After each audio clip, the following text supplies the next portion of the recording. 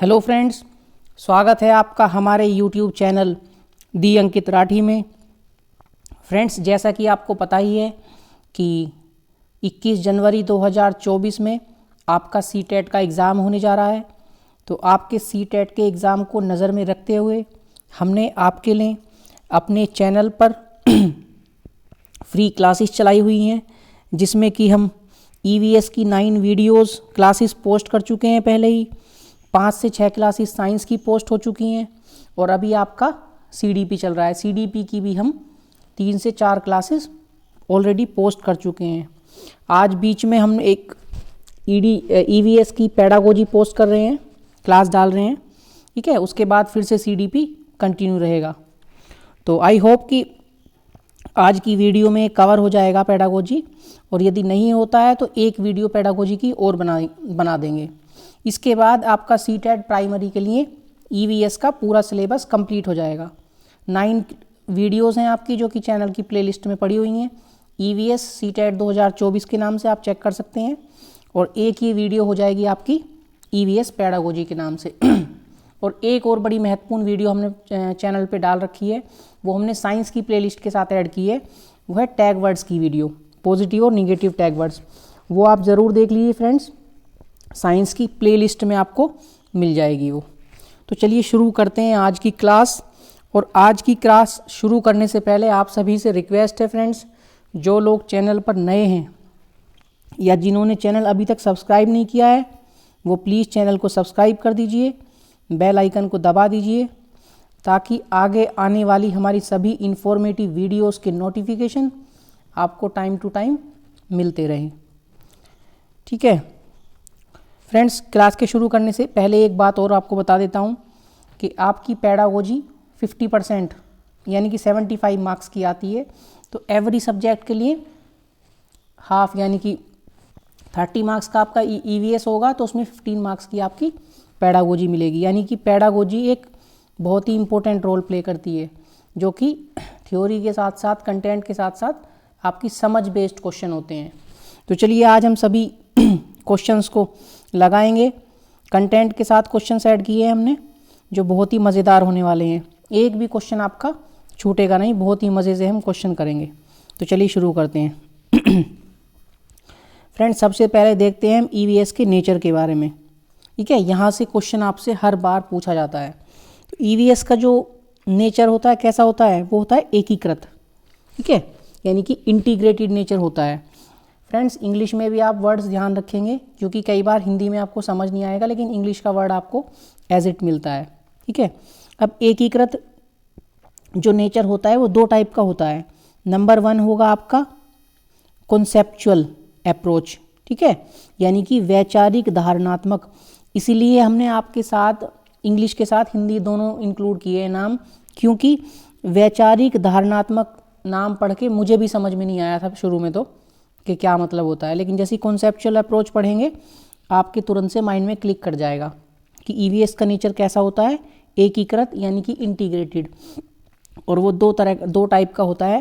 पहला वाला conceptual approach यानी कि वैचारिक धारणात्मक, और सेकंड होता है आपका प्रोसेस अप्रोच यानी कि हिंदी में बोले तो प्रक्रिया, ठीक है। याद रखेंगे, बस छोटी सी चीज़ है। ये तो हो गया नंबर 1 एकीकृत। एकीकृत के 2 पार्ट थे। एक और होता है, आगे थोड़ा स्लाइड ले लेते हैं। हाँ, सेकंड होता है आपका मल्टी डिसिप्लिनरी अप्रोच, ठीक है, यानी कि हिंदी में यदि आपका नाम आएगा बहु अनुशासनिक, ठीक है। ये ईवीएस का क्या होता है, नेचर होता है। फ्रेंड्स, ईवीएस जो आपका सब्जेक्ट होता है छोटी क्लासेस में प्राइमरी लेवल में, क्लास 1-2 में तो ईवीएस के लिए ईवीएस जो होगी वो किसके द्वारा सिखाई जाती है, भाषा के द्वारा, जो आपकी लैंग्वेज होगी, ठीक है, और मैथ्स के द्वारा, गणित के द्वारा। और आपकी क्लासेस जो 3, 4, 5 होती हैं, उनमें जो साइंस होगी आपकी, सोशल साइंस होगी, वो किस में आ जाती है, वो आ जाती है ईवीएस में, ठीक है। साइंस के कई आपने देखा होगा कि प्राइमरी लेवल पे साइंस का और एसएसटी का अलग से बुक नहीं होती, लेकिन ईवीएस की बुक होती है। तो ईवीएस के माध्यम से ही साइंस और सोशल साइंस को समझा दिया जाता है, ठीक है। और क्लास 1 और 2 में क्या करते हैं, भाषा और गणित के माध्यम से ईवीएस पर्यावरण के बारे में बता दिया जाता है। ठीक है, आगे देख लेते हैं। पेडागोजिकल अप्रोच क्या होती है, ये भी बच्चों के लिए बहुत ही ज़रूरी है। पेडागोजिकल अप्रोच, इसमें क्या करते हैं, ज्ञात से अज्ञात की ओर बच्चों को सिखाते हैं। जो चीज़ उनको पहले से पता है वहाँ से शुरू करके जो चीज़ उनको नहीं पता उसके बारे में बाद में सिखाते हैं। ठीक है, यानी कि ज्ञात से अज्ञात की ओर, सरल से कठिन की ओर बच्चों को सिखाया जाता है।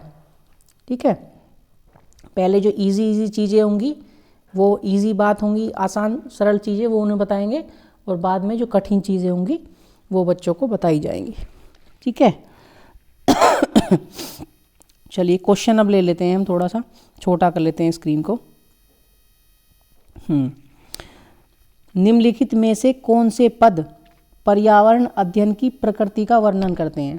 फ्रेंड्स, इसी के बेस पे क्वेश्चन है जो हमने आपको बताया अभी।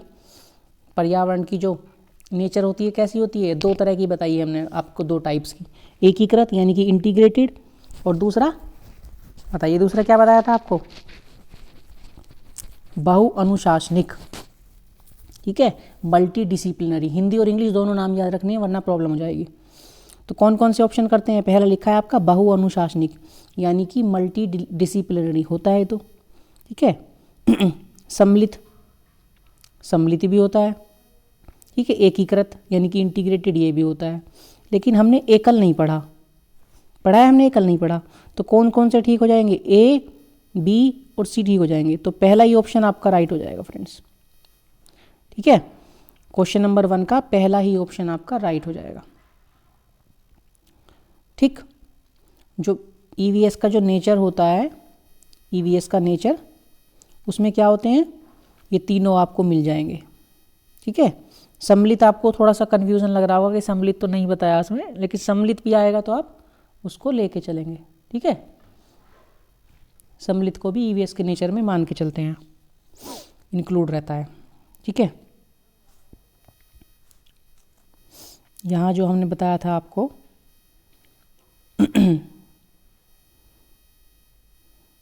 कॉन्सेप्चुअल, वैचारिक, धारणात्मक, या हिंदी और इंग्लिश दोनों का नाम याद रखेंगे आप। चलिए आगे चलते हैं क्वेश्चन नंबर 2 पे। आई होप कि आपको दिख रहा होगा, थोड़ा छोटा करना पड़ेगा फ्रेंड्स, स्क्रीन पे नहीं आ रहा है अभी। ठीक है,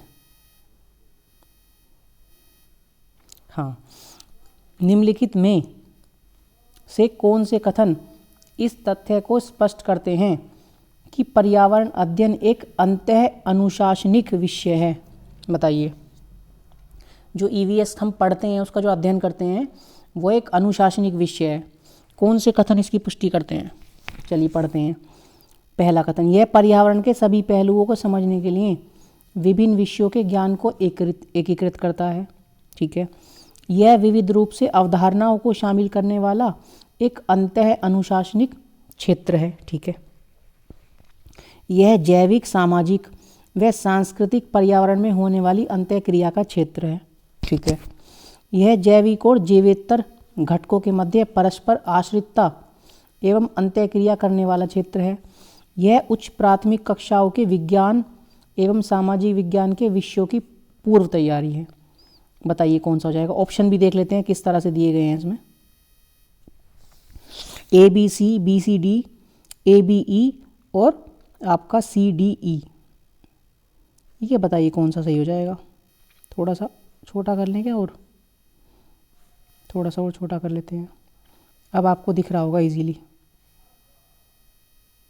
अब आपको स्लाइड एक साथ दिखेगी फ्रेंड्स। बताइए कौन कौन सा राइट हो जाएगा इसका, फटाफट पढ़िए और बताइए।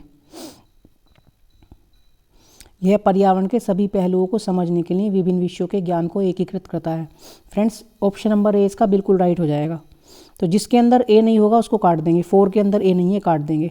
ठीक है, सेकंड के अंदर ए नहीं है, काट देंगे। अब बचता है आपका फर्स्ट और थर्ड। अब इनमें देख लेते हैं। यह विविध रूप से अवधारणाओं को शामिल करने वाला एक अंतः अनुशासनिक क्षेत्र, ये भी ठीक लग रहा है। यह जैविक, सामाजिक एवं सांस्कृतिक पर्यावरण में होने वाली अंतःक्रिया का क्षेत्र है। ये भी ठीक है फ्रेंड्स, सी वाला ऑप्शन भी ठीक है। तो इसका ऑप्शन नंबर 1 राइट हो जाएगा बिल्कुल। ठीक है। ए बी ई दिया गया है ऑप्शन नंबर 3 में, यह उच्च प्राथमिक कक्षाओं के विज्ञान एवं सामाजिक विज्ञान विषयों की पूर्व तैयारी है। इससे बेहतर ऑप्शन आपका 1 हो जाएगा। ठीक है, तो क्वेश्चन नंबर 2 का ऑप्शन नंबर ए बिल्कुल राइट आंसर हो जाएगा। ठीक है फ्रेंड्स, चलिए आगे चलते हैं। क्वेश्चन नंबर 3, अब बड़ा कर लेते हैं स्क्रीन को थोड़ा सा, आई होप कि आपको दिख रहा होगा इजीली। हाँ, निम्न में से कौन सा उपागम पर्यावरण अध्ययन के शिक्षण से संबंधित नहीं है? बताइए। एकीकृत संबंधित है, हमने पढ़ा था अभी ईवीएस के नेचर में। प्रक्रिया यानी कि प्रोसेस पढ़ा था, बिल्कुल सम्मिलित है। ठीक है। वैचारिक धारणात्मक, ये भी पढ़ा था हमने, पढ़ा था कि नहीं पढ़ा था? बताइए। पढ़ा था। हिंदी अलग और इंग्लिश अलग, लेकिन हमने निरंकुश नहीं पढ़ा, तो ये इसका राइट आंसर हो जाएगा। ठीक है, निरंकुश इसका राइट आंसर हो जाएगा, जो कि इसने कहा संबंधित नहीं है। तो ऑप्शन नंबर 3, क्वेश्चन नंबर 3 का बिल्कुल राइट आंसर हो जाएगा। ठीक है। वैचारिक धारणात्मक आपको थोड़ा सा अजीब लग रहा होगा देखने में, लेकिन आपको फ्रेंड्स स्लाइड दिखा देता हूँ मैं। ये हिंदी का नाम है, इसलिए मैंने हिंदी और इंग्लिश दोनों में लिखा था। जो कॉन्सेप्चुअल अप्रोच है, एकीकृत में 2 बताए थे ना आपको, एक प्रोसेस अप्रोच, एक कॉन्सेप्चुअल अप्रोच। दोनों के हिंदी नाम आप देख लीजिए, प्रोसेस का प्रक्रिया और कॉन्सेप्चुअल अप्रोच का वैचारिक धारणात्मक। ठीक है, तो आप याद रखेंगे, बड़ा कन्फ्यूज़न रहता है इनको हिंदी के नाम में। चलिए क्वेश्चन नंबर 4 देख लेते हैं। क्वेश्चन नंबर 4 देख लेते हैं।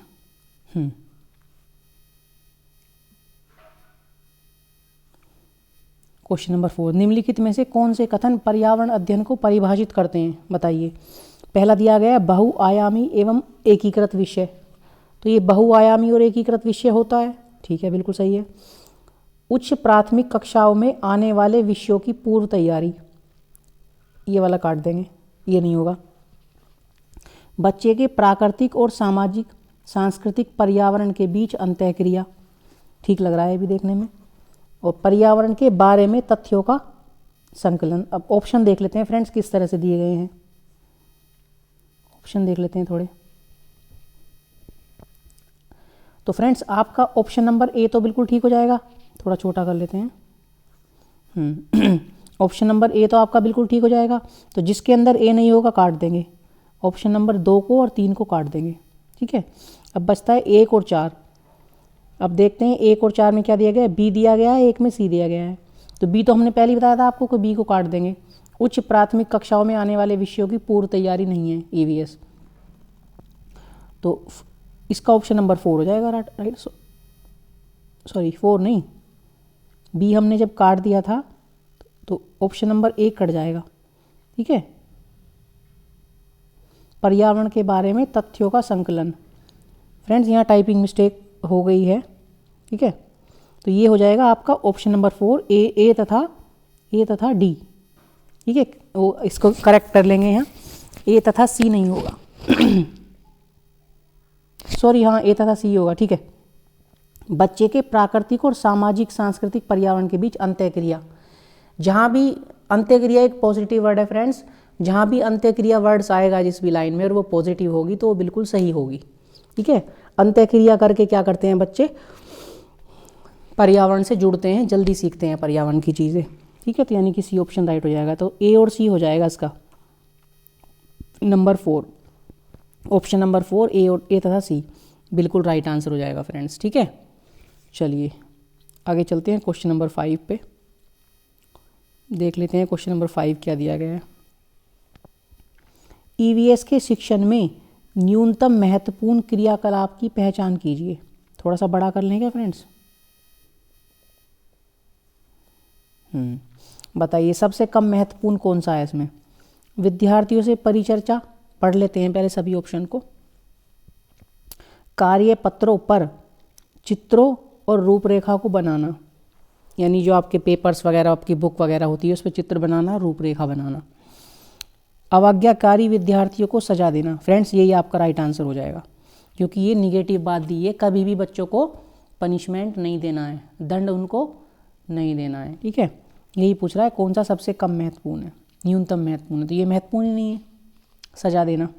ठीक है, फोर्थ भी ऑप्शन पढ़ लेते हैं, विद्यार्थियों को बाहर प्रकृति की सैर पर ले जाना। ये तो बिल्कुल ठीक है, उससे क्या होता है, ईवीएस का ज्ञान बढ़ता है। ठीक है, तो क्वेश्चन नंबर 5 का ऑप्शन नंबर 3 आपका बिल्कुल राइट आंसर हो जाएगा। फ्रेंड्स, ईवीएस की जो पेडागोजी है या किसी भी सब्जेक्ट की बहुत ही ईजी होती है, लेकिन उस पर हमें समझ बनानी होती है। ठीक है, किस तरह से ऑप्शन में दिया गया है, हर बार वही क्वेश्चन आते हैं, लेकिन क्वेश्चन पूछने का थोड़ा सा नेचर हर साल चेंज कर दिया जाता है। एनसीईआरटी जो है ये एनसीईआरटी से क्वेश्चन सब पूछे जाते हैं इसके, लेकिन उनको थोड़ा सा तोड़ मरोड़ दिया जाता है, हर साल पूछने का ढंग में थोड़ा थोड़ा चेंज कर दिया जाता है। ठीक है, चलिए आगे देख लेते हैं क्वेश्चन नंबर 6 क्या दिया है।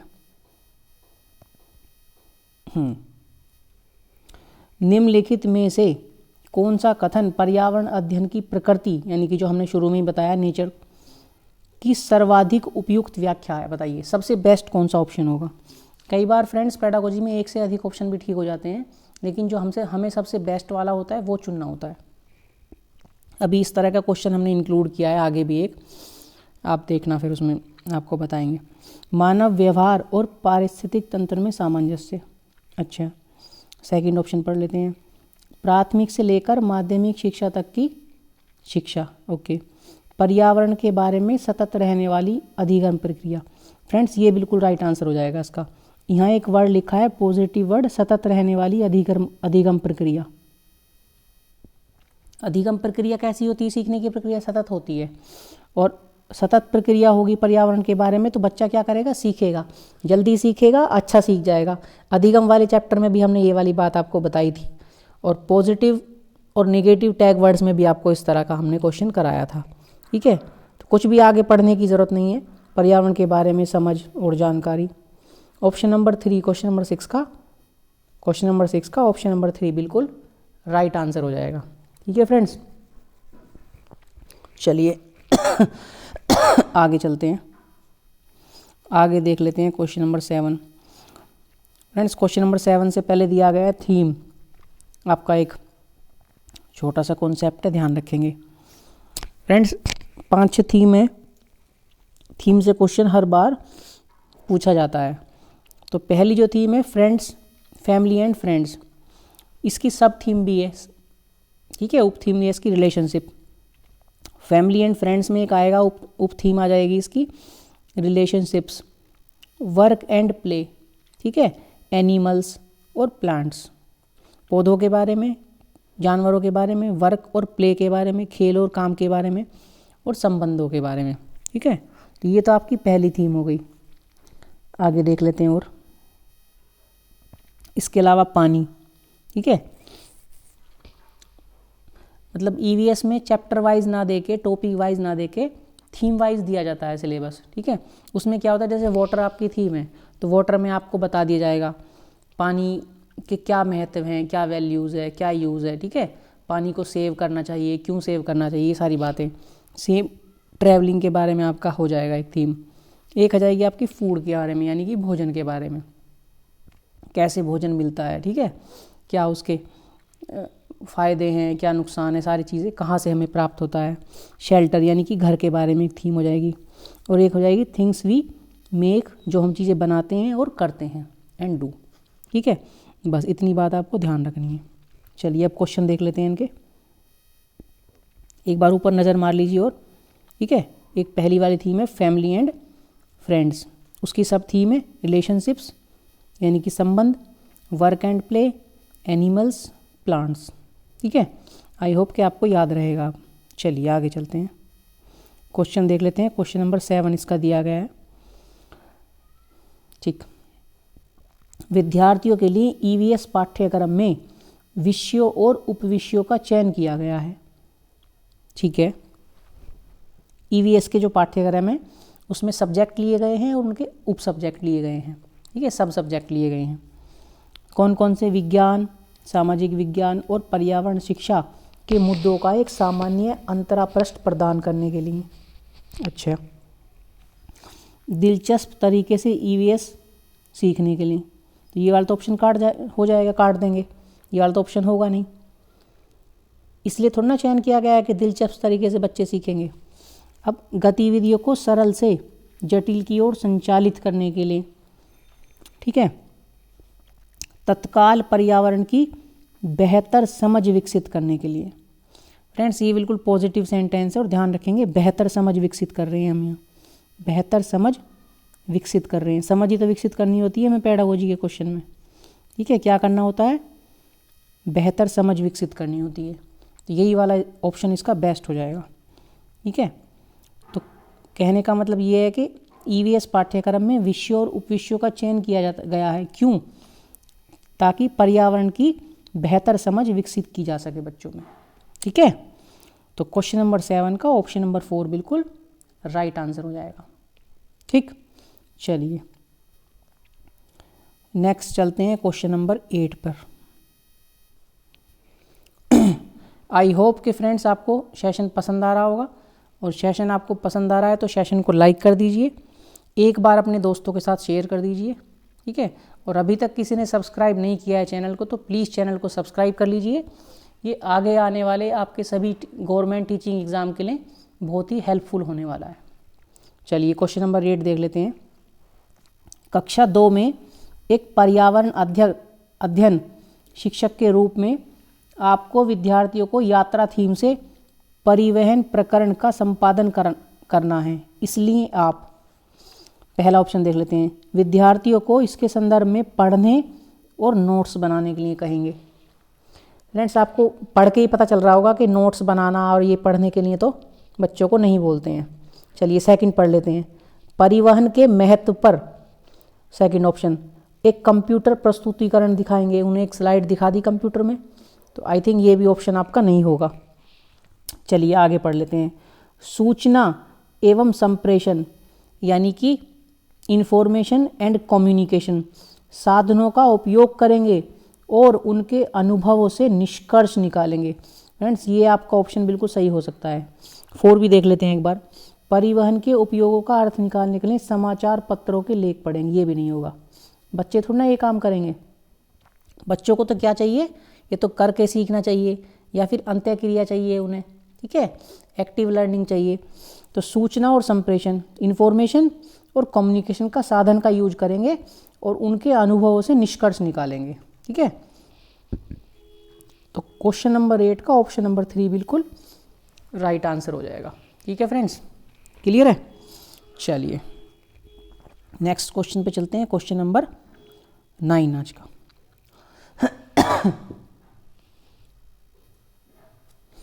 देख लेते हैं क्या दिया गया है।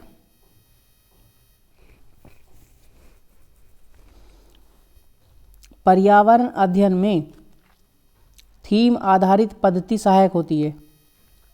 थीम्स के बारे में तो हमने अभी पढ़ा है फ्रेंड्स, पढ़ा है ना थीम के बारे में भी।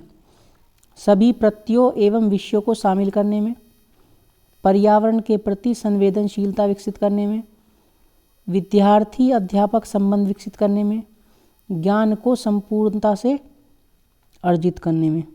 बताइए क्या हो जाएगा इसका राइट आंसर। जो थीम वो की जाती है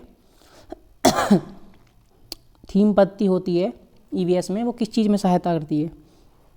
ज्ञान को संपूर्णता से अर्जित करने में, ये ऑप्शन काट देंगे। सभी प्रत्ययों एवं विषयों को शामिल करने में काट देंगे। अब बचते हैं आपके 2 संबंध, विद्यार्थी और अध्यापक के बीच संबंध स्थापित करते हैं, नहीं। पर्यावरण के प्रति संवेदनशीलता विकसित करने में, ऑप्शन नंबर 2 बिल्कुल राइट हो जाएगा, ठीक है। संवेदनशील बच्चों को बनाना चाहिए पौधों के प्रति। पौधों को यदि काट दिया जाएगा तो क्या नुकसान है उससे? पौधों से हमें क्या मिलता है? फल मिलता है, ठीक है, सब्जी मिलती है पौधों से, ऑक्सीजन मिलती है हमें पौधों से, ठीक है। और आपका सॉइल इरोजन को, मृदा कटाव को रोकते हैं, ठीक है, बारिश में सहायता करते हैं पौधों के प्रति। इसी तरह से एनिमल के प्रति बच्चों को संवेदनशील बनाना चाहिए। तो पर्यावरण के प्रति संवेदनशीलता विकसित करने में क्या होती है? सहायक होती है थीम पद्धति।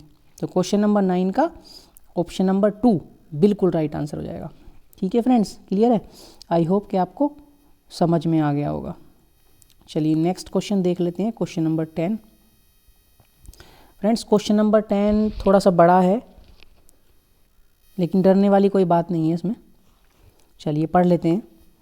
गीतिका ने उसके पापा से पूछा, आप दादी को माँ क्यों कहते हो, जबकि पड़ोस की आंटी उन्हें आंटी कहती हैं। रिक्शे वाला उन्हें मौसी कहता है, सब्जी वाला उन्हें ताई कहता है। क्या एक ही व्यक्ति नहीं है? क्या वह एक ही व्यक्ति नहीं है? गीतिका के पापा जो शिक्षक हैं यह सोचते हैं कि यह उपविषय संबंध पढ़ाने हेतु उपयुक्त सवाल है। निम्नलिखित में से प्राथमिक स्तर पर पर्यावरण अध्ययन पढ़ाने का कौन सा उद्देश्य इससे संबंधित है? बताइए। पहला ऑप्शन पढ़ते हैं। सामाजिक एवं सांस्कृतिक पर्यावरण के बीच संबंधों की समझ। सेकंड ऑप्शन, जीवंत अनुभव और जीवन के सामाजिक पक्ष से उपजी समझ का विकास। बालक को जिज्ञासु बनाना। प्राकृतिक पर्यावरण जिसमें लोग शामिल हों के संबंध में बालक की जिज्ञासा का पोषण। बताइए फ्रेंड्स, क्या हो जाएगा इसका राइट आंसर? थोड़ा सा दिमाग लगाइए और समझने की कोशिश कीजिए क्या इसका आंसर होना चाहिए। चलिए 5 सेकंड का आपको समय दिया, आप बताइए क्या होगा इसका आंसर। बताइए फटाफट बताइए क्या हो जाएगा। हमने अभी थोड़ी देर पहले थीम पढ़ी थी। पहली थीम क्या थी? Friends and family. तो फ्रेंड्स एंड फैमिली की उप थीम क्या थी? Plants, animal, water. और क्या थी? रिलेशन यानी कि संबंध। और संबंध की बात चल रही है इसमें, तो ऑप्शन नंबर 1 इसका बिल्कुल राइट आंसर हो जाएगा। फिर से देखिए, सामाजिक एवं सांस्कृतिक पर्यावरण के बीच संबंधों की समझ। बच्चों को संबंधों की समझ नहीं है तो उनको बच्चों को संबंधों की समझ करानी है। ठीक है, समझ उनको बच्चों को दिलानी है कि संबंध किस तरह से होते हैं। इसलिए कोई ताई बोलता है माता को, ठीक है, कोई आंटी बोलता है और कोई मौसी बोलता है। तो संबंधों की समझ जब बच्चों को हो जाएगी तो तब उनको इस चीज़ का ज्ञान हो जाएगा। ठीक है। तो फ्रेंड्स, हमने वर्ड पकड़ लिया, सीधा दिख रहा है संबंधों की समझ। ये उप थीम है ना किसकी? फ्रेंड्स एंड फैमिली की। चलिए, तो क्वेश्चन नंबर 10 का ऑप्शन नंबर 1 बिल्कुल राइट आंसर हो जाएगा। ठीक है, चलिए आगे देख लेते हैं। आगे फिर आपका एक छोटा सा कॉन्सेप्ट आ जाता है, देखते हैं उसको। प्रक्रिया कौशल यानी कि प्रोसेस स्किल। क्या होता है प्रोसेस स्किल में? क्या महत्व है इसका ईवीएस में? अवलोकन और रिपोर्ट तैयार करना। जब कोई काम हम करते हैं या जब हम कोई किसी कार्य को देखते हैं तो हम पहले क्या करते हैं? उसका अवलोकन करते हैं। ठीक है, उसका अवलोकन करना चाहिए। फिर प्रयोग करते हैं हम। ठीक है, प्रयोग करते हैं हम उसका, तो हम उसको क्या करते हैं? जल्दी सीखते हैं। ठीक है, विश्लेषण करते हैं, एनालिसिस करेंगे उसका, कैसे हुआ, क्या है उसके अंदर, क्या सब चीज़ है। ठीक है, एनालिसिस करते हैं अच्छे से। सहभागिता यानी पार्टिसिपेशन करते हैं। किसी काम को कर रहे हैं तो कोई काम किया जा रहा है तो उसमें पार्टिसिपेट करेंगे और आगे आके वॉलंटियर बन के आगे आएंगे कि चलिए हम इस काम को करने की कोशिश करते हैं या फिर हम इस काम को करेंगे। तो पार्टिसिपेट करना चाहिए, उसमें सहभागिता करनी चाहिए। प्रश्न करना, क्वेश्चनिंग। आप कोई काम को सीख रहे हैं किसी को, तो ऑब्वियसली अभी आप सीख रहे हैं उसको और आप कोशिश कर रहे हैं उसके लिए, तो आप क्वेश्चन भी करेंगे, प्रश्न भी करेंगे। आपकी कोई बात समझ नहीं आएगी तो। ठीक है, न्याय और समानता के प्रति सरोकार, concern about justice and equality. इस लाइन का क्या मतलब है फ्रेंड्स? समानता के प्रति सरोकार का मतलब है लड़का और लड़की में जो है भेद नहीं होगा कि लड़का यही काम करेगा। जैसे गार्डनिंग कर रहे हैं, सपोज पौधा लगा रहे हैं तो लड़के ही पौधा लगाएंगे। ठीक है, या फिर खाना बनाने की कोई एक्टिविटी सिखाई जा रही है तो लड़कियां ही खाना बनाएंगी। समानता रखेंगे सब में। ठीक है, वर्गीकरण, क्लासिफिकेशन करेंगे, अलग अलग ग्रुप्स में बांट लेंगे। ठीक है, तब काम को करेंगे। व्याख्या करेंगे, एक्सप्लेनेशन करेंगे, एक्सप्लेनेशन देंगे। कोई भी काम करेंगे तो उसकी व्याख्या भी देंगे हम, एक्सप्लेनेशन भी देंगे उसकी कि भाई किस तरह से कार्य हुआ है, क्या क्या उसमें हमने सीखा है, क्या किया है। ठीक है, तो उसकी एक्सप्लेनेशन भी दी जाती है प्रक्रिया कौशल में। आगे देख लेते हैं। हाँ, अभिव्यक्ति, एक्सप्रेशन यानी कि उसकी अभिव्यक्ति करेंगे और चर्चा करेंगे उसके बारे में, डिस्कशन। ठीक है, डिस्कशन भी करेंगे आपस में, कोई हमने काम किया है या कोई हम काम कर रहे हैं तो उसका आपस में हम डिस्कशन भी करते हैं कि हमने इस तरह से ये काम किया है, और उसकी फिर बाद में अभिव्यक्ति भी करते हैं। ठीक है, चलिए अब क्वेश्चन पे आ जाते हैं। बस ध्यान रखना है आपको थोड़ा सा इसके बारे में, किसके बारे में, प्रक्रिया कौशल, प्रोसेस स्किल के बारे में। एक बार फिर से पढ़ लेते हैं क्या क्या होते हैं इसमें। प्रक्रिया कौशल में अवलोकन करना और रिपोर्ट तैयार करना, प्रयोग करना यानी एक्सपेरिमेंट करना, विश्लेषण यानी कि एनालिसिस करना, सहभागिता यानी कि पार्टिसिपेशन, क्वेश्चनिंग प्रश्न करना, समानता न्याय और समानता, concern about justice and equality, वर्गीकरण करना, व्याख्या करना, और आपका अभिव्यक्ति और चर्चा करना। ठीक है, चलिए क्वेश्चन देख लेते हैं किस तरह से दिए गए हैं। इसमें आपका आ जाता है क्वेश्चन नंबर 11। इसी के ऊपर बेस्ड क्वेश्चन है, बिल्कुल कंटेंट के साथ क्वेश्चन लगा के रखे हैं हमने आपके लिए ताकि आपको कोई भी दिक्कत ना हो। चलिए पढ़ते हैं। अनाया ने चींटियों को एक मरे हुए कनखज्जे, कान खजूरे होगा फ्रेंड्स, ये कनखजे भी बोलते होंगे, चलो ठीक है, को ले जाते हुए देखा। आपने देखा होगा जब कोई कीड़ा मर जाता है, काफ़ी बड़ा भी होगा लेकिन काफ़ी सारी चींटियाँ उसे उठा के ले जा रही होती हैं। इस आधार पर उसने यह निष्कर्ष निकाला कि चींटियाँ बहुत ताकतवर होती हैं और छोटी होने पर भी वे बड़े जानवरों को ले जा सकती हैं। ठीक है, इस सामान्यीकरण तक पहुँचने में अनाया द्वारा निम्नलिखित पर्यावरण अध्ययन के प्रक्रिया कौशल, कि जो हमने अभी पढ़े थे क्या थे फ्रेंड्स, प्रक्रिया कौशल थे, किसी भी प्रोसेस, किसी भी काम को करने के कौशल थे, स्किल्स थे। ठीक है, से किन कौशलों को सम्मिलित किया गया है, कौन कौन से कौशल इस एक्टिविटी में लिए गए हैं जो अनाया ने मरी हुई चींटी को देखा है, सॉरी कनखजे को, मरे हुए कनखजे को चींटियों को ले जाते हुए देखा है, कौन कौन से प्रक्रिया कौशल का इसमें यूज़ हुआ है। पहले देखते हैं अवलोकन। बिल्कुल सही बात है, अवलोकन उसमें हुआ होगा।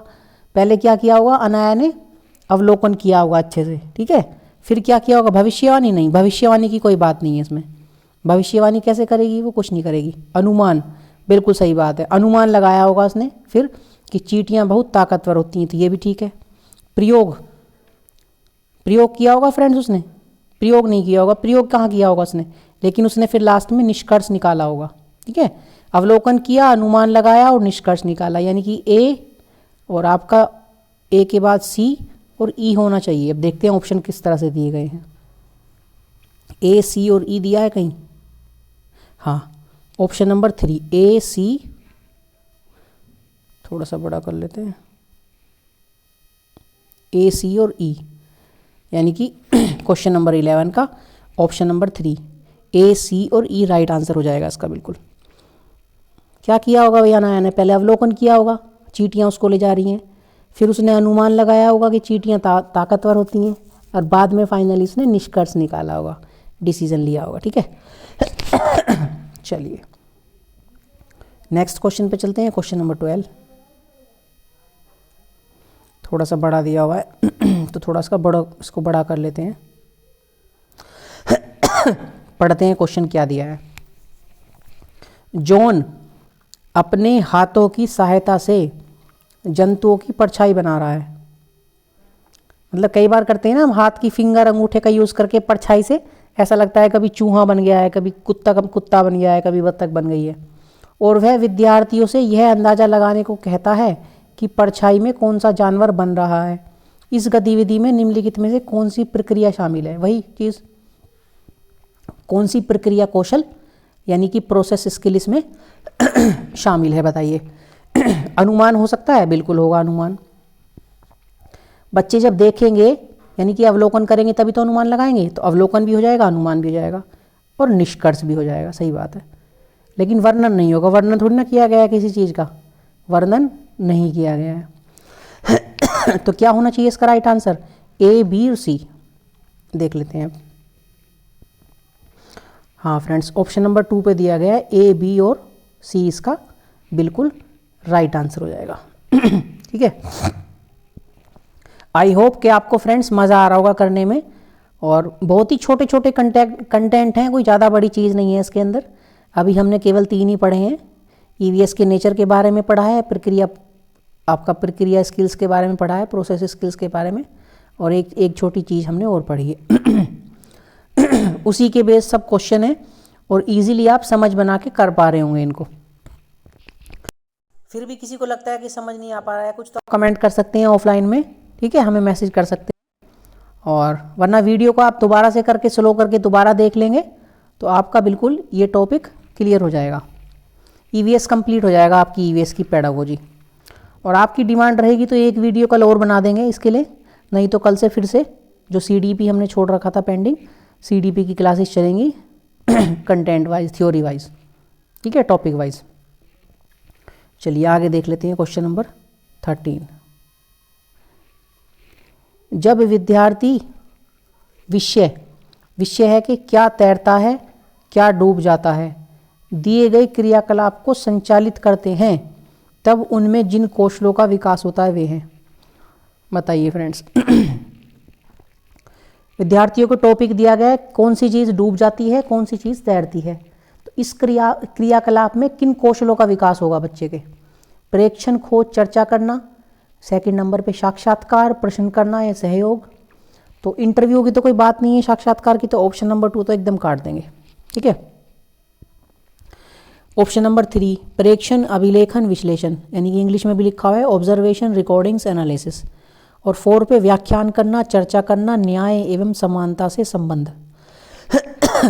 फ्रेंड्स, न्याय और समानता की बात कुछ भी नहीं है इसमें, क्या डूबता है क्या तैर जाता है, इस वाले क्रियाकलाप में न्याय और समानता की कोई बात ही नहीं है। बचता है आपका 1 और 3, ठीक है, 1 बचता है आपका, 3 बचता है। तो सबसे पहले लिखा है प्रेक्षण यानी कि ऑब्जर्वेशन, तो ये तो बिल्कुल ठीक है। दूसरे उसके बाद खोज, और तीसरे नंबर पे लिखा है चर्चा करना। अब इसको पढ़ लेते हैं। प्रेक्षण सही लिखा है, ठीक है। अभिलेखन, अभिलेखन का मतलब होता है रिकॉर्डिंग, मतलब बच्चों ने पहले ऑब्जर्व किया, ठीक है, उसके बाद अभिलेखन किया, रिकॉर्डिंग की, मतलब लिखा कौन सी चीज़ें डूब रही हैं कौन सी चीज़ें तैर रही हैं, और बाद में क्या किया, विश्लेषण कर दिया, उसका एनालिसिस कर दिया।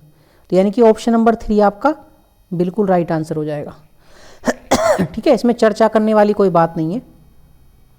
खोज मान लेते हैं, हो सकता था, लेकिन चर्चा का कोई काम नहीं था इसमें।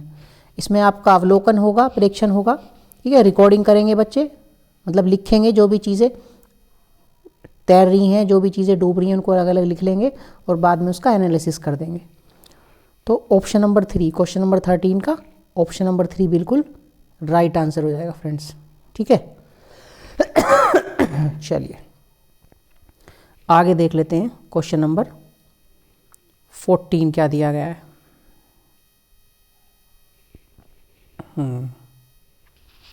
रिद्धि स्वतंत्रता दिवस पर रंगोली बनाने के लिए क्लास 5 की छात्राओं का चयन करती है, ठीक है, फिर से लिख अंडरलाइन कर देता हूँ। कक्षा क्लास 5 की छात्राओं का चयन करती है। प्रधान अध्यापक उसे इस गतिविधि के लिए कुछ और छात्रों का भी चयन करने को कहते हैं। प्रधान अध्यापक प्राथमिक स्तर पर निम्नलिखित में से कौन सी पर्यावरण अध्ययन पाठ्यचर्चा अपेक्षा को संबोधित कर रहे हैं? बताइए। जो प्रधान अध्यापक ने ये कहा कि और कुछ बच्चों को ऐड करो इसमें रंगोली बनाने में, तो पर्यावरण अध्ययन की कौन सी पाठ्यचर्चा की ओर संबोधित कर रहे हैं वो इस बात से? विविध अनुभवों के माध्यम से परिवेश के बारे में जागरूकता उत्पन्न करना।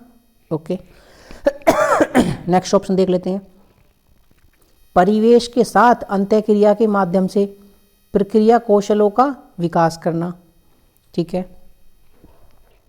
नंबर 3, प्राकृतिक, भौतिक और मानव संसाधनों के प्रति संवेदनशीलता विकसित करना, ठीक है। ऑप्शन नंबर 4 लिखा है समानता, न्याय तथा मानवीय गरिमा से संबंधित मुद्दों की पहचान करना। फ्रेंड्स, ऑप्शन नंबर 4 इसका बिल्कुल राइट आंसर हो जाएगा। क्यों? अब ध्यान से देखिए, मैंने अंडरलाइन कहाँ पे किया है। रिद्धि ने क्या किया, कक्षा 5 की छात्राओं को बुलाया रंगोली बनाने के लिए, ठीक है, लेकिन जब प्रिंसिपल ने, प्रधान अध्यापक ने कहा कुछ छात्रों को भी लेके आओ, तो प्रधान अध्यापक का मतलब ये है इस प्रक्रिया को लेके कि लड़कियां ही क्यों, छात्राएं क्यों, छात्र क्यों नहीं कर सकते, रंगोली क्यों नहीं बना सकते?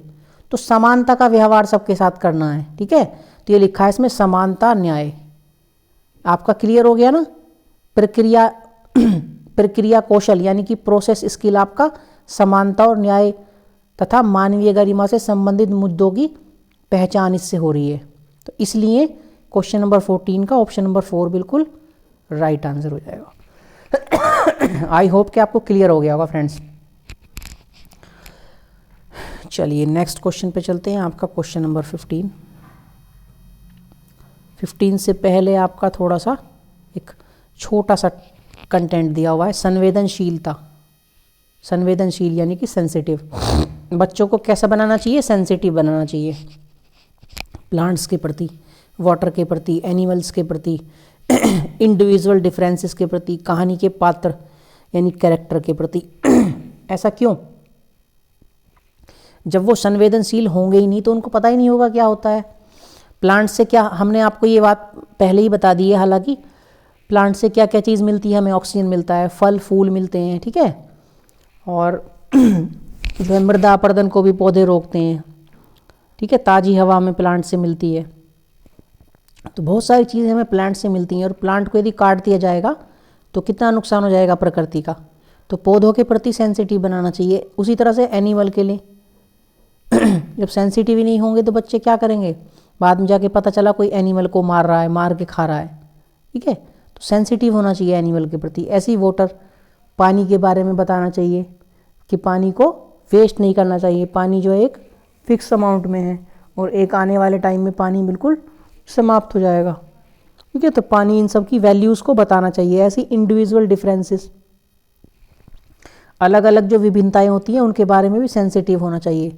हम भले ही सब अलग अलग जगह से आते हैं, अलग अलग धर्म, अलग अलग पोशाक, लेकिन हम सब एक ही साथ रहते हैं, एक ही साथ पढ़ते हैं, एक ही सोसाइटी में रहते हैं।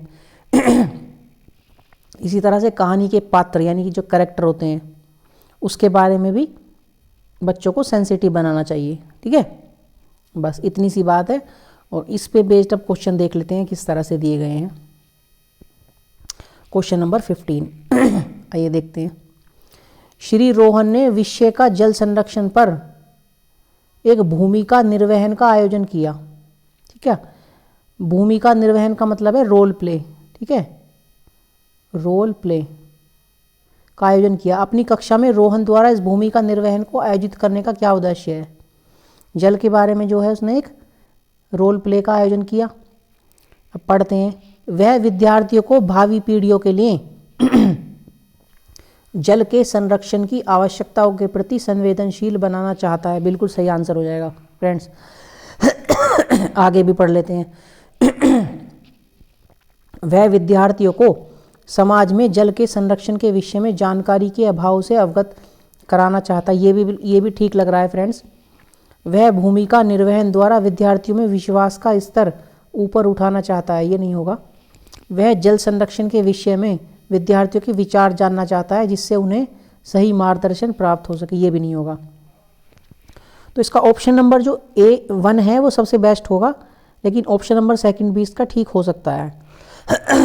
तो यही क्वेश्चन था जिसके बारे में हम आपसे बोल रहे थे कि ऐसे ऑप्शन भी होते हैं कि सभी के सभी बिल्कुल राइट लगते हैं, ठीक है। तो सेकंड भी हो सकता है इसका, लेकिन मेरे हिसाब से इसका फर्स्ट इसका बेस्ट ऑप्शन होगा, क्योंकि जल के प्रति संवेदनशील बना रहा है। और संवेदनशील बनाना अभी हमने जस्ट पढ़ा है।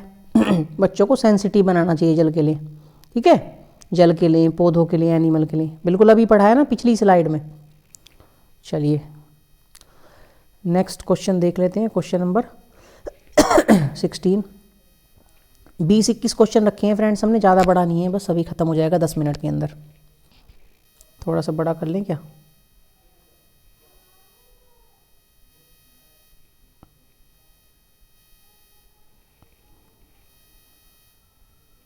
चलिए देख लेते हैं। पर्यावरण अध्ययन की प्रकृति को निम्नलिखित में से कौन सा कथन सर्वोत्तम प्रकार से प्रदर्शित करता है? पर्यावरण अध्ययन की प्रकृति यानी कि नेचर ऑफ ईवीएस, एनवायरनमेंट, कौन सा कथन सर्वोत्तम बेस्ट होगा? पढ़ते हैं ऑप्शन। पर्यावरण अध्ययन अपने आप में कोई अलग विषय नहीं है, ठीक है। पर्यावरण अध्ययन उच्च प्राथमिक कक्षाओं के विषय विज्ञान व सामाजिक विज्ञान की पूर्व तैयारी है। ठीक है, पर्यावरण अध्ययन पर्यावरण और पर्यावरणीय समस्याओं के बारे में जागरूकता और संवेदनशीलता है। फ्रेंड्स ये वाला ऑप्शन सही लग रहा है। पर्यावरण अध्ययन पर्यावरणीय समस्याओं को दूर करने की कुशलता है। फ्रेंड्स ऑप्शन नंबर 3 इसका बिल्कुल राइट हो जाएगा। अभी बताया ना कि संवेदनशील होना चाहिए पर्यावरण के बारे में, पर्यावरण की समस्याओं के बारे में। ठीक है, जैसे पेड़ का ही उदाहरण ले लेते हैं, पेड़ काट देंगे तो कितनी समस्या आ जाएगी, ऑक्सीजन में कमी होगी। ठीक है, मृदा अपरदन होगा, फल फूल सब्जी में कमी हो जाएगी, है ना। तो क्वेश्चन नंबर 16 का ऑप्शन नंबर 3 सबसे बेस्ट ऑप्शन रहेगा। पर्यावरण अध्ययन पर्यावरण और पर्यावरणीय समस्याओं के बारे में जागरूकता और संवेदनशीलता है। ठीक है, आई होप कि आपको क्लियर आगे हो गया होगा।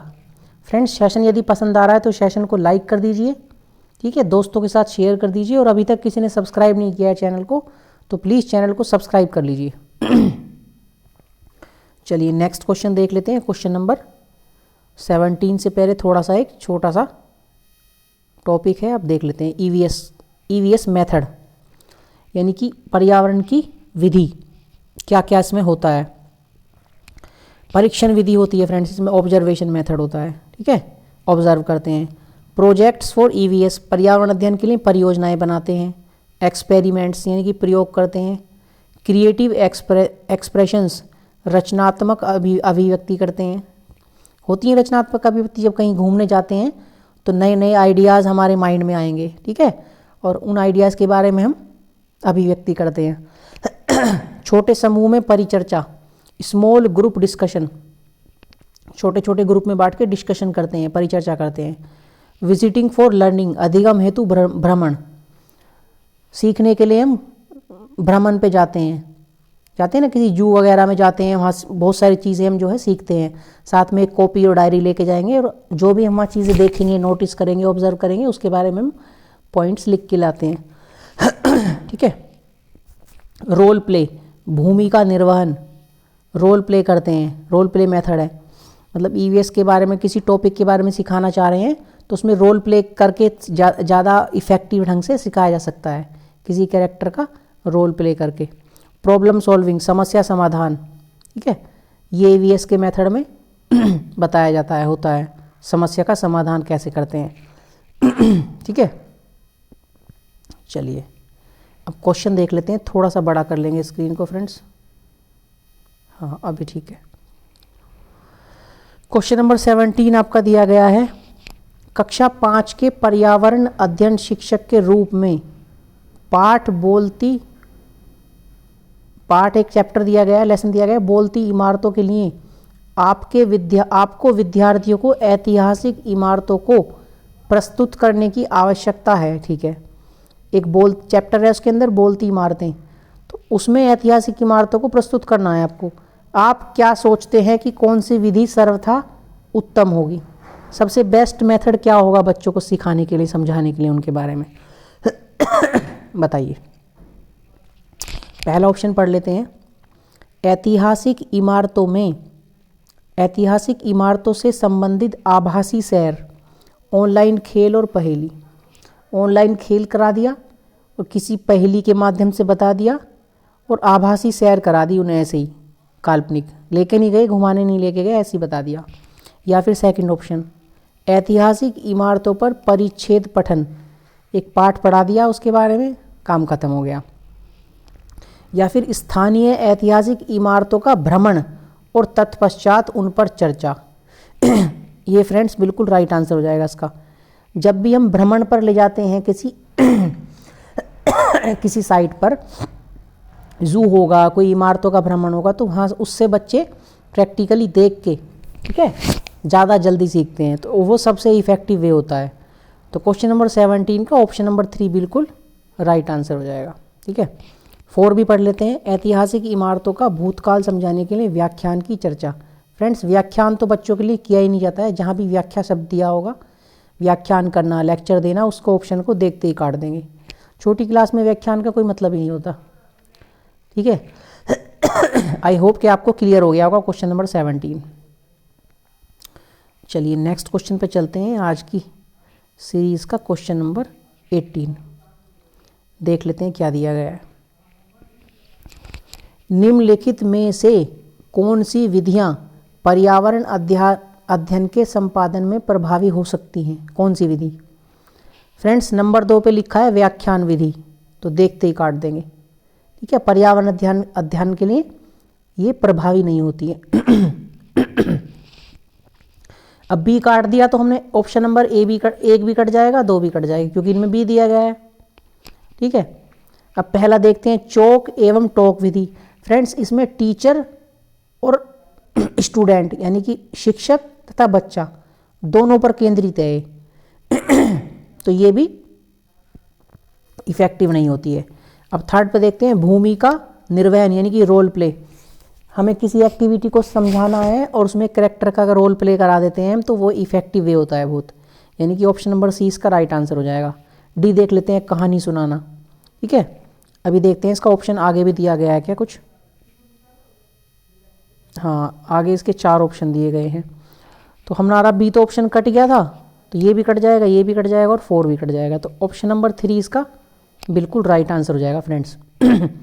यानी कि सी तथा डी, रोल प्ले करके और कहानी सुना के उनको इफेक्टिव वे में सिखाया जा सकता है बच्चों को।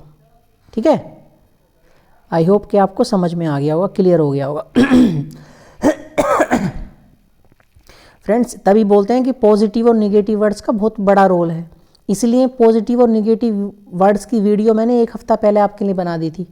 जिसने वो वीडियो नहीं देखी है उस वीडियो को भी देख लेंगे, उस वीडियो का लिंक मैं इस वीडियो के डिस्क्रिप्शन में डाल दूंगा। ठीक है, पॉजिटिव और निगेटिव टैग वर्ड्स, वरना चैनल पे जाके भी, चैनल पे ज़्यादा वीडियो नहीं है, हमारे चैनल पे 200 के आसपास वीडियो भी डली हैं, उसमें भी प्लेलिस्ट बनी हुई है साइंस की प्लेलिस्ट, सीटेट 2024 साइंस की प्लेलिस्ट में ही टैग वर्ड की वीडियो हमने डाली हुई है, ऐड की हुई है, वहाँ जाके आप देख सकते हैं उसको, वरना डिस्क्रिप्शन में भी आप चेक कर लेंगे, मैं लिंक उसमें लगा दूंगा डिस्क्रिप्शन में। चलिए आगे देख लेते हैं क्वेश्चन नंबर 19। ठीक है, पर्यावरण अध्ययन में अवधारणाओं को प्रस्तुत करने की विधियों के चयन के लिए निम्नलिखित में से कौन सा सर्वाधिक महत्वपूर्ण कारक है? बताइए फ्रेंड्स, ऑप्शन पढ़ लेते हैं। अवधारणा की प्रकृति, जीवंत अनुभवों की समृद्धता, ओके, विद्यार्थियों की अधिगम प्राथमिकता या वरीयता, अधिगम संसाधनों की उपलब्धता। बताइए, पर्यावरण अध्ययन जो है यानी कि ईवीएस के कॉन्सेप्ट समझाने हैं बच्चों को। ठीक है, कॉन्सेप्ट समझाने के लिए एक विधि का हमें चयन करना है, तो वो विधि कौन सी होनी चाहिए इसको डिसाइड करने का सबसे महत्वपूर्ण कारक क्या होना चाहिए? अवधारणा जो कॉन्सेप्ट है उसकी उनकी प्रकृति कैसी है ये होना चाहिए, या फिर जीवंत अनुभवों की समृद्धता, जो अनुभव हमारे पास हैं जीवन में जो अनुभव लिए हैं वो होने चाहिए, या फिर जो बच्चे हैं विद्यार्थी हैं उनकी अधिगम यानी कि सीखने की प्राथमिकता के, उनको क्या सीखना है, किस में उनका इंटरेस्ट है। तो फ्रेंड्स ऑप्शन नंबर 3 इसका बिल्कुल राइट आंसर हो जाएगा। ये बाल केंद्रित शिक्षा, ठीक है, जो बाल केंद्रित शिक्षा पे आधुनिक जो शिक्षा प्रणाली है उसमें जोर दिया गया है, यानी कि बच्चों बाल सेंटर्ड होना चाहिए, चाइल्ड सेंटर्ड। तो बच्चों की प्राथमिकता देखनी है हमें, उनका इंटरेस्ट किस में है, क्या चीज़ सीखने में है। तो विद्यार्थियों की अधिगम प्राथमिकता या वरीयता को हम महत्वपूर्ण कारक मान के चलते हैं बच्चों को सिखाने में पर्यावरण के बारे में। ठीक है, तो क्वेश्चन नंबर 19 का ऑप्शन नंबर 3 बिल्कुल राइट आंसर हो जाएगा। आई होप कि आपको समझ में आ गया होगा। चलिए नेक्स्ट क्वेश्चन पे चलते हैं, क्वेश्चन नंबर 20। आई थिंक 20 इसका आखिरी क्वेश्चन होगा, अभी नहीं है, अभी छोटा सा कंटेंट है फ्रेंड्स, इसको भी देख लेते हैं। पर्यावरण का क्या उद्देश्य होना चाहिए यानी कि एनवायरनमेंट के जो ऑब्जेक्टिव्स हैं क्या होने चाहिए? चाइल्ड सेंटर्ड होना चाहिए, बच्चे बाल केंद्रित, अभी बताया था हमने आपको। कॉन्सेप्चुअल अंडरस्टैंडिंग होनी चाहिए। ठीक है, ये नहीं है कि कुछ भी हम जो है पढ़ रहे हैं, बिल्कुल प्रासंगिक होनी चाहिए, प्रासंगिक समझ होनी चाहिए। क्यूरोसिटी होनी चाहिए। ठीक है, यानी कि जिज्ञासा होनी चाहिए, किसी भी काम को सीखने के लिए बच्चों में जिज्ञासा होनी चाहिए। लैंगिक भेदभाव, जेंडर बायस नहीं होना चाहिए।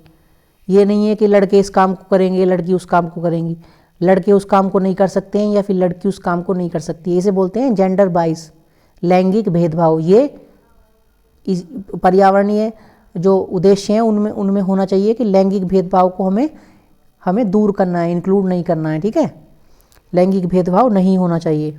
लर्निंग बाय डूइंग, करके सीखना को इंक्लूड करना चाहिए उद्देश्य। मान लीजिए कोई चीज़ हमें सिखानी है बच्चों को, तो बच्चों को करने के लिए कहना चाहिए कि आप करो, उसे करके सीखो। करके सीखने में ज़्यादा इफेक्टिव होती है प्रैक्टिकली, जब हम कोई चीज़ करते हैं और जल्दी सीख जाते हैं। ठीक है, और देख लेते हैं आगे क्या दिया गया है।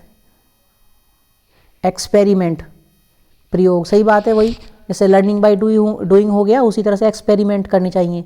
किसी चीज़ को सीख रहे हैं, कोई साइंस की कोई चीज़ है या पर्यावरण से संबंधित कोई चीज़ है, उसके प्रयोग करने चाहिए। ठीक है, सकारात्मक क्रियाओं को बढ़ावा देना चाहिए। प्रमोट पॉजिटिव एक्शंस, जो पॉजिटिव क्रियाएं हैं, पॉजिटिव चीज़ें हैं, उनको प्रमोट करना चाहिए, उनको बढ़ावा देना चाहिए, उनको ज़्यादा से ज़्यादा करना चाहिए। ठीक है, कोई पॉजिटिव गतिविधि या एक्टिविटी है उसको ज़्यादा करना चाहिए। प्राकृतिक, सामाजिक और सांस्कृतिक से परिचय, इन तीनों का समन्वय होता है ये एक दूसरे से सभी संबंधित होते हैं, प्रकृति, समाज और संस्कृति। ठीक है, इनका समन्वय होना चाहिए। प्रासंगिक, कॉन्टेक्चुअल होना चाहिए। ये नहीं है कि हमने कुछ भी पढ़ा दिया और उसका कोई अर्थ ही नहीं है, ना कोई उसका अर्थ ना कोई उसका यूज़। तो प्रासंगिक होना चाहिए, ऑब्जेक्टिव यानी कि कॉन्टेक्चुअल होना चाहिए, और वैल्यूज़ होनी चाहिए उसकी यानी कि मूल्य। ये नहीं है कि कुछ भी हमने पढ़ा उसकी कोई वैल्यू ही नहीं है, उसका कोई कहीं यूज़ ही नहीं है, तो उसके मूल्य भी होने चाहिए, उसके इम्पोर्टेंट मूल्य होने चाहिए फ्रेंड्स। ठीक है, ध्यान रखेंगे इसको अच्छे से। चलिए देख लेते हैं। आई थिंक एक ही क्वेश्चन हमने इंक्लूड किया है, थोड़ा सा छोटा कर लेते हैं इसको, ज़्यादा छोटा हो गया।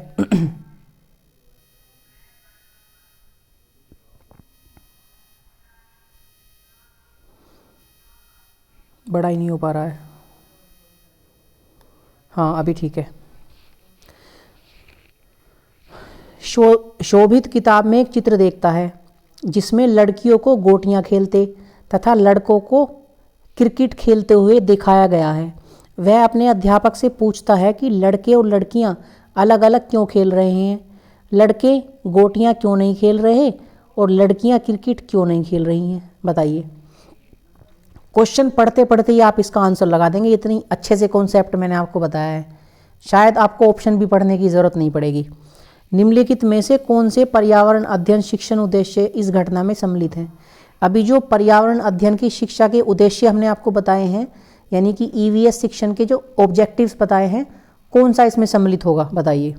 पहला वाला देखते हैं हम, उच्च स्तरीय आलोचनात्मक सोच विकसित होना। थोड़ा सा ऊपर कर लेते हैं फ्रेंड स्लाइड को। हाँ, उच्च स्तरीय आलोचनात्मक सोच विकसित होना, बिल्कुल सही बात है। जब बच्चा इस चीज़ को नोटिस कर रहा है कि लड़कियां जो है गोटियां खेल रही हैं और क्रिकेट नहीं खेल रही हैं, लड़के क्रिकेट खेल रहे हैं और गोटियां नहीं खेल रही, तो क्या हो रहा है इसमें, एक उच्च स्तरीय आलोचनात्मक सोच का विकास हो रहा है। तो ये वाला ऑप्शन बिल्कुल ठीक हो जाएगा। सेकंड देख लेते हैं, व्यापक सांस्कृतिक नजरिया एवं सौंदर्य के प्रति संवेदना विकसित करना। सौंदर्य की कोई बात नहीं हुई है इसमें, ठीक है। व्यापक सांस्कृतिक नजरिए की कोई ऐसी खास बात नहीं है, ठीक है।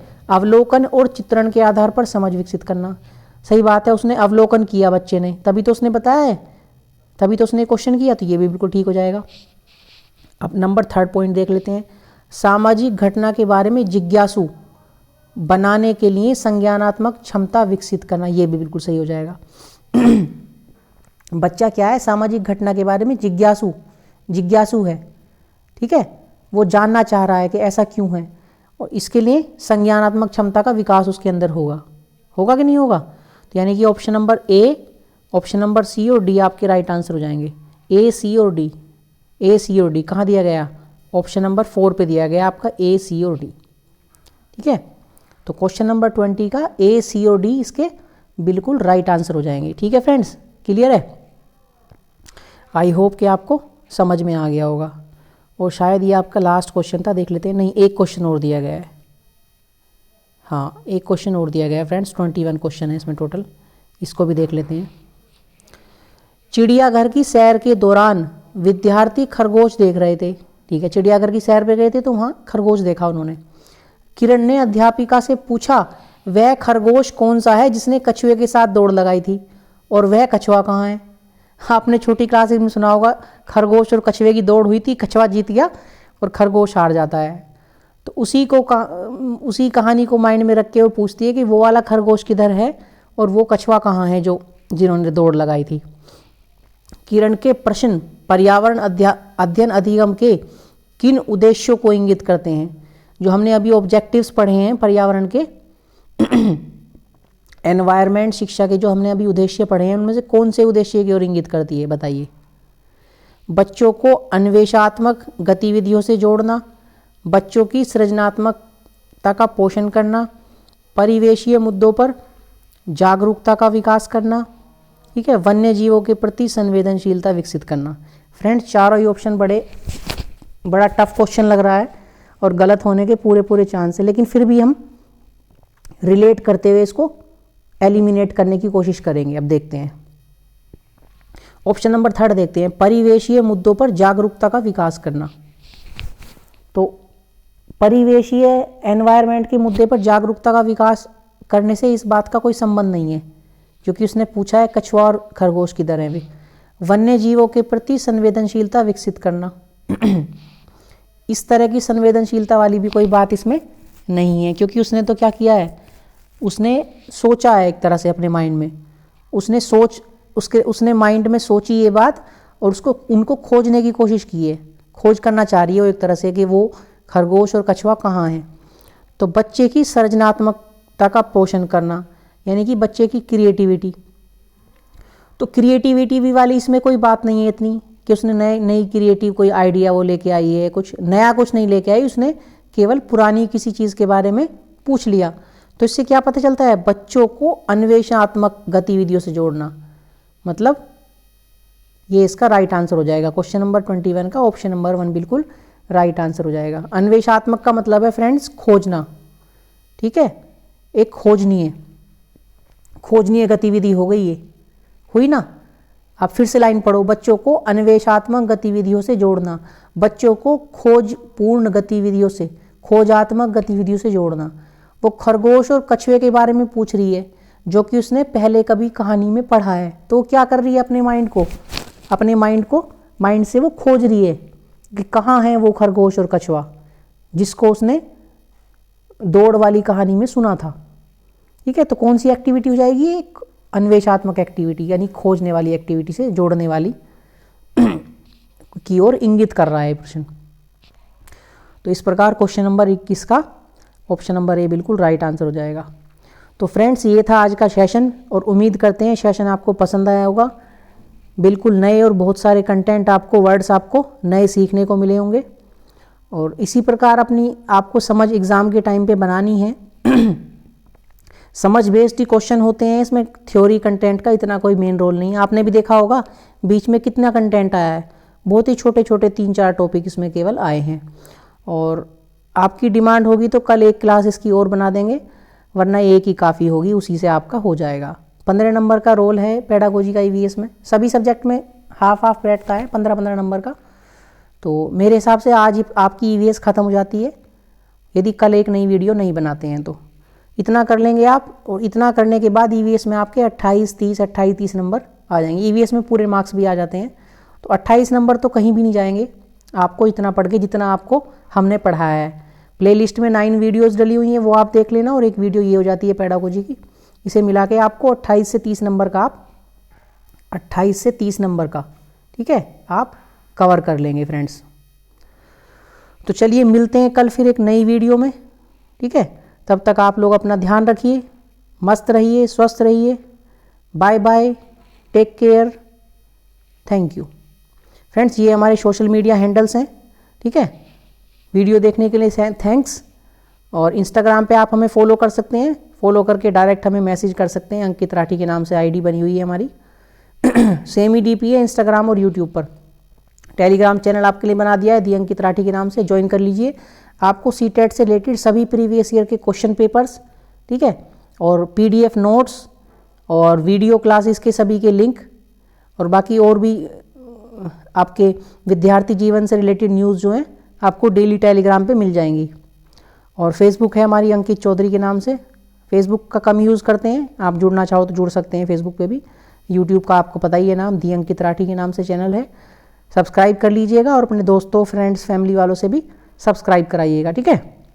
चलिए तो मिलते हैं फिर आपसे कल, तब तक के लिए bye bye, take care, thank you.